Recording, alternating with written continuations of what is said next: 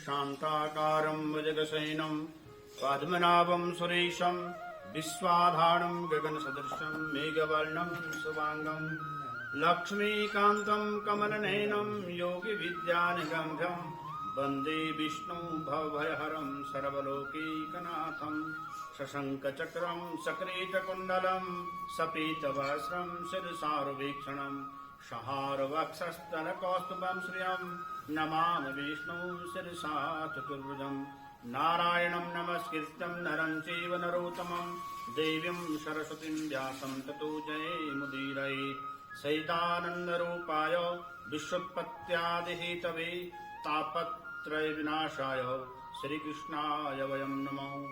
ॐ कृष्णाय वासुदेवाय हरये परमात्मने प्रणतक्लेशनाशाय श्रीगोविन्दाय नमो नमो।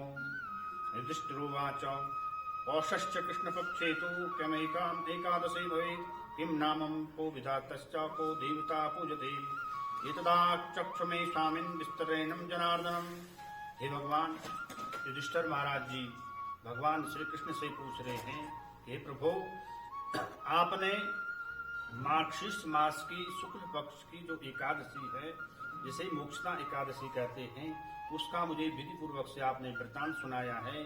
अब कृपा करके पौष मास के जो कृष्ण पक्ष की एकादशी है, उसका क्या नाम है, उसका क्या विधान है, उसमें कौन से भगवान की पूजा की जाती है, तो कृपा करके उसका महात्म्य और उसकी कथा मुझे सुनाइए। तो श्री भगवान उवाच कथश्चामि राजेन्द्रं भवतम् स्नेह कारणात् तदा तुष्टिर्मे राजन् कर्तुभिवास दक्षिणम् तथा तुष्टि भयित्मात्रम् एकादश्यां व्रतेन वौ तस्मात् सर्वप्रेत्येनं कर्तव्यो हरिवाश्वरो।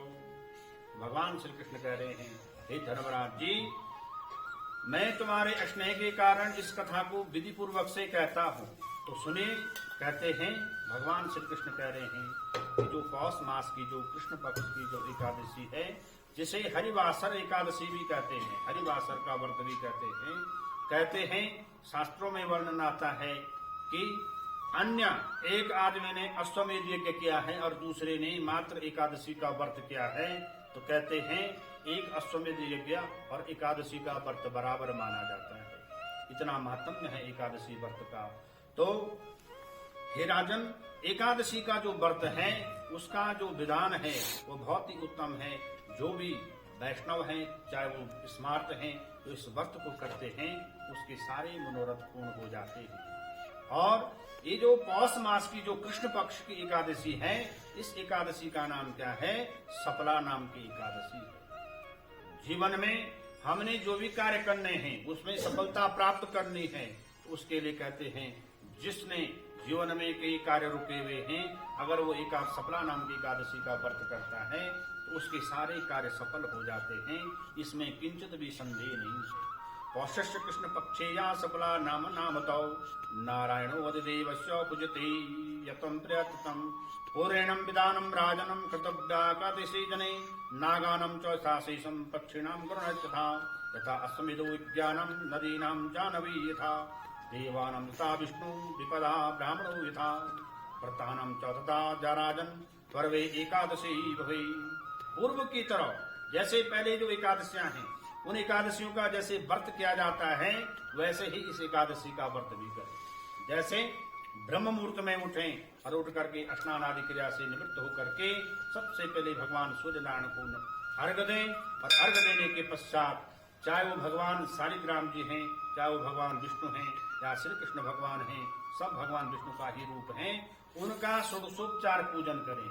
16 प्रकार से भगवान की पूजा करें, भगवान को सुंदर वस्त्र धारण कराएं, भगवान का अलंकार करें और भगवान को सुंदर चंदन का लेप कराएं, और तत्पश्चात भगवान को अनेक प्रकार के फलों का भोग लगाएं और विधि पूर्वक से भगवान की आरती करें। और दिन में कोशिश करें कि एकादशी का जो महात्म्य है उसकी कथा जरूर सुनें, और कोशिश करें दिन भर में भगवान का जो अष्टाक्षर मंत्र है, 11 अक्षर मंत्र है, उन मंत्रों का जाप करें और विष्णु सहस्त्रनाम इसका भी पाठ करें, और कोशिश करें कि दिन भर किसी को अशब्द न बोलें और भगवान का चिंतन करें। इसी से मनुष्य के सारे कार्य सफल हो जाते हैं और एकादशी का सबसे जो बड़ा फल है, कहते हैं जो एकादशी के जो व्रत करते हैं, दिन में तो उन्होंने क्या क्या व्रत किया, भगवान का ध्यान जप किया, लेकिन सबसे उत्तम महात्म्य है एकादशी का, इसमें रात्रि जागरण करना। जो लोग एकादशी का व्रत करते हैं और रात्रि में जागरण करते हैं, यानी रात्र में खाली उठना नहीं है, उठ के बैठना नहीं है, भगवान श्री कृष्ण का ध्यान करना है। श्री कृष्ण गोविंद हरे मुरारी, हे नाथ नारायण वासुदेव, अच्युतम केशवम राम नारायणम, कृष्ण दामोदरम वासुदेवम हरिम, श्रीधरम माधवम गोपिका वल्लभम, जानकी नायकम श्री रामचंद्रम वरे, श्री कृष्ण चंद्रम वरे, कृष्णाय वासुदेवाय हरये परमात्मने, प्रणताय क्लेशनाशाय श्री गोविंदाय नमो नमो। हरे राम राम राम हरे हरे, हरे कृष्ण कृष्ण कृष्ण हरे हरे।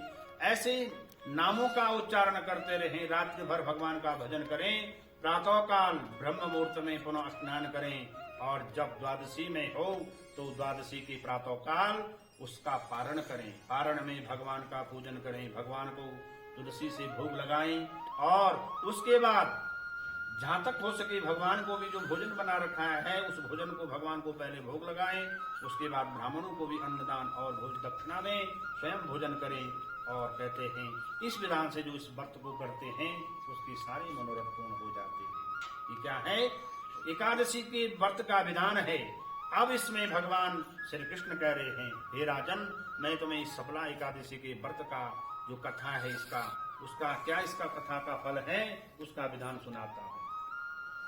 कि जो सफला नाम की एकादशी है, कि पूर्व में क्या है, सुरीताम राजसादूलम सफलाया कथानकम, चंपावती विख्यातम पुरु महिष्मति चितो, महिष्मति चरादीतम चत्वारासि भावनुष्ठा, तेषां वदेतु ये विष्णुम स्वहमा महापाप संयुक्तम। हे राजन, मैं तुम्हें इस सफला नाम की एकादशी की कथा सुनाता हूँ कि कैसे इस व्रत को करने से एक पापी भी तर गया।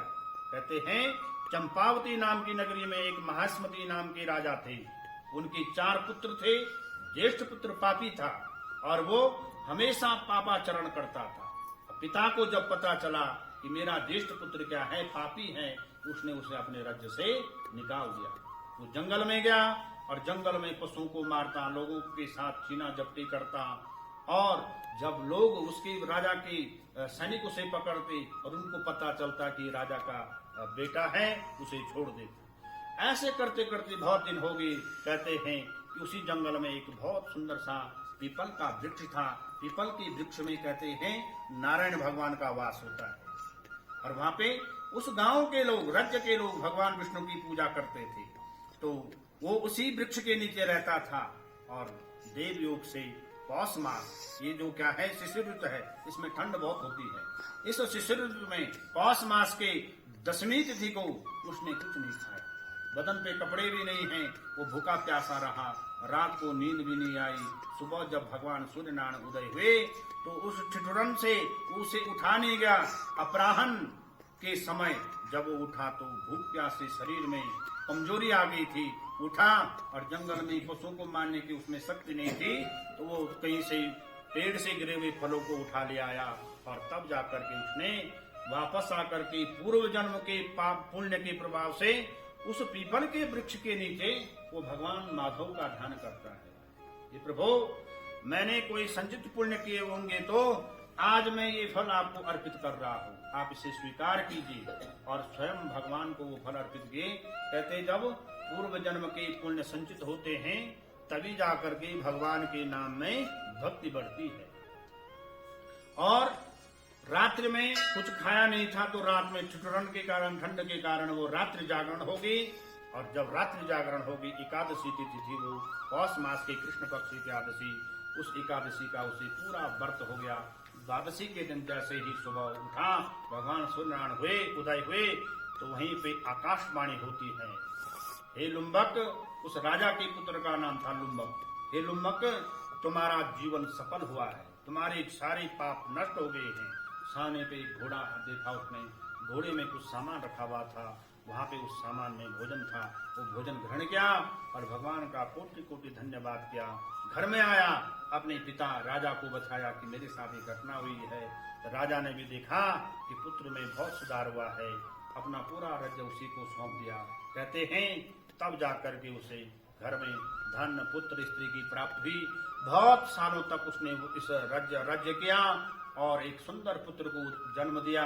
और बाद में जब वृद्धावस्था आई, उस वृद्धावस्था में उस राजा ने क्या किया, उस लुम्बक नाम के राजा ने भगवान विष्णु की पूजा की, अपने पुत्र को राजपाट दे करके वन में जाकर के भगवान श्री कृष्ण की भक्ति की और इस लोक में सुख होकर के उसको भगवान वैकुंठ की प्राप्ति, ये सिर्फ एकादशी के व्रत के प्रभाव से प्राप्त हुआ।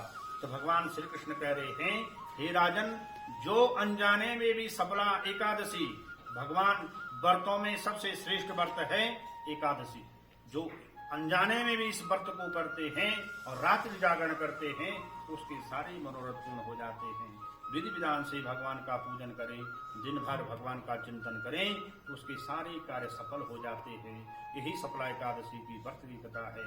बोल राधा कृष्ण भगवान की जय, श्यावर रामचंद्र की जय, उमापति महादेव की जय, बद्री विशाल भगवान की जय, द्वारिकाधीश भगवान की जय, जगन्नाथ भगवान की जय, रामेश्वर भगवान की जय। जय जय श्री राधे श्याम।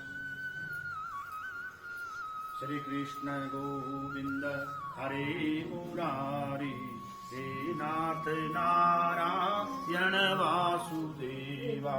श्री कृष्ण गोविंद हरे मुरारी, हे नाथ नारायण वासुदेवा।